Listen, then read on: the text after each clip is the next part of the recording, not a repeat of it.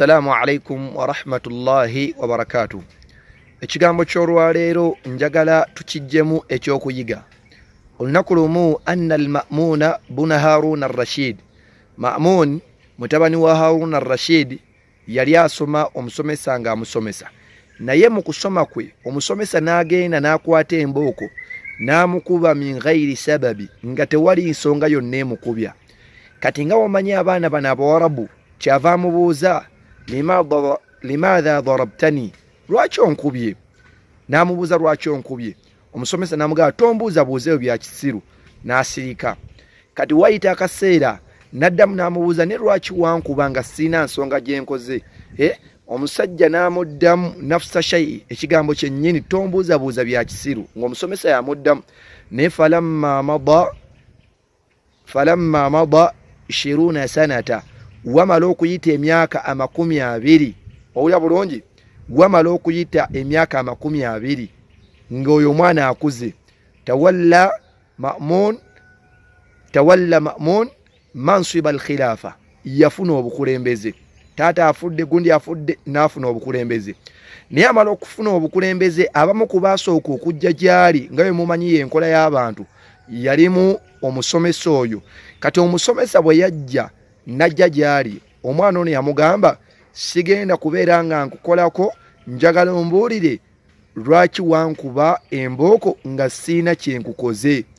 Omusajja omusomesa ng'abasomesa b'edda yalina amagezi, n'amugamba Allahu akbar, n'amugamba nti awalam tansa al-amra ba'du, yagamba nti teweerabiranga kigambo ekyo.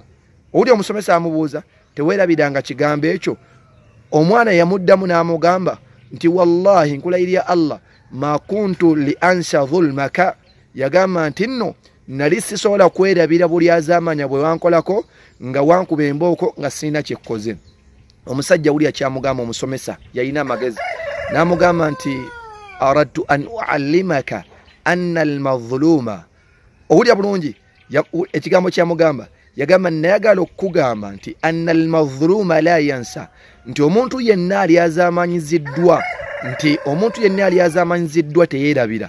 N'amugamba wa iyyaka an tadhlima ahadan min ri'ayyatika, n'amugamba nti nkwekesa nkuziyiza okubeera ng'oli azaamanya omuntu yenna au min qiyadatik, mu bukulembeze bwo oba mu bufuzi bwo. Ekigambo kyamugamba ky'olya, n'amugamba nti nkwekesa okulyazaamanya omuntu yenna mu bukulembeze bwo. N'amugamba kubanga tagenda kukyerabira newankubadde nga wayise emyaka egisoma mu 10 mu myaka emiyitirivu nnyo tajja kukyerabira. Tuyigamu ki? Ekigambo ekisookera ddala, wallahi omuntu yenna gwe balyazaamanyiza tasobola kwerabira. Kyova omukuba manyi yagamba nti tanaamu ayinaaka walmadhulumu muntabi, gwe weebaka oba amaaso go ne geebaka n'oterera ku buliri, naye nga wallahi omuntu ono yali azaamanyizibwa, gwe wali azaamanya nga mbutuufu atunula bw'ati yad'u alayka, ali mu kusabira, wa aynu llahi lam tanam, naye amaaso ga Allah jalla jalaalu tegeebaka. Allah jalla jalaalu abeera mu mbeera z'abo abakoze ki, abali azaamanyiziddwa. So abaddu bwakitibwa Allah, tuyigamu ki ekirala? Embeera gye tuyigamu endala, wulira omusomesa butya bwakwatamu ensonga, yandibadde amuvuma, yandibadde akola ki, naye omusomesa wuli ekigambo kyamugamba, n'amugamba nti ensonga eno togyerabiranga. N'akozesa hikima n'amugamba nali njagala kukuyigiriza nti omuntu yenna yali azaamanyizibwa, owulira bulungi, tasobola kwerabira, era weewale nnyo okubeera ng'oli azaamanya mu buno obukulembeze. Olaba waleese ensonga nejjirawo, ensonga eno kangibakubize. Kati ng'ekyokulabirako ekyabaddewo, Bobi Wine yagenda n'asalira mu muzikiti, naye abantu abamu kuba talina hikima bajja ne bayanukula kyeyakola si kituufu, naye ne bajja ne bamuvuma. Mu kifo ky'okusomesa obusomesa, eddiini ya Allah tetugikwasa kifuba.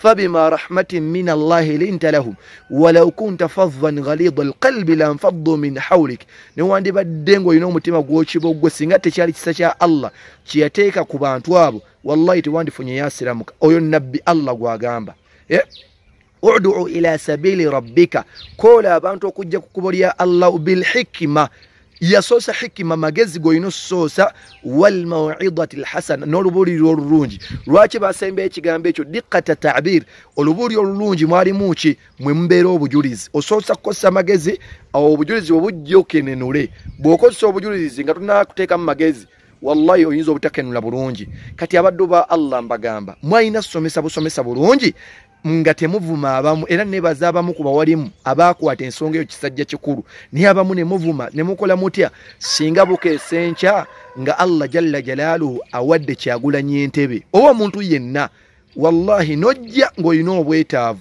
najjukira nagamba wandi azamanya nombuuza otya mu mbeera gye wankayukiramu si yali embeera entuufu nze nalaba omusajja omu nga musajja musiraamu ng'akuba betting ng'omusajja azanye zaala bwe bityo naye omusajja nga mugagga nnyo ng'ayina n'ebibetting ku bizimbe bye naye yatuuka akaseera n'abivaamu naye waliwo omuwalimu omu yatuulanga ku kituuti ng'amukayukira n'amuvuma n'amukola atya nga ayina engeri gy'aziizaamu gy'asomesaamu ebintu okubeera mu bubiri haramu naye ng'avuma buvumi ng'atula amannya kati Allah amugezesa nga mukyala we bagenda kumusala emiliyoni 2.5 emulagaawo naye nga wallahi tayina muntu yenna gw'asobola kugira mukwano gwe yali asubya n'amugamba jangu ngenda kukutwala ew'omuntu agenda okukimala teyamugamba muntu najja n'amutwala ew'omusajja n'amutula bati n'aswala ng'omusajja amuvuma n'amugamba emmaali yino gye nnina ogitwala oba togitwala omusajja afukamira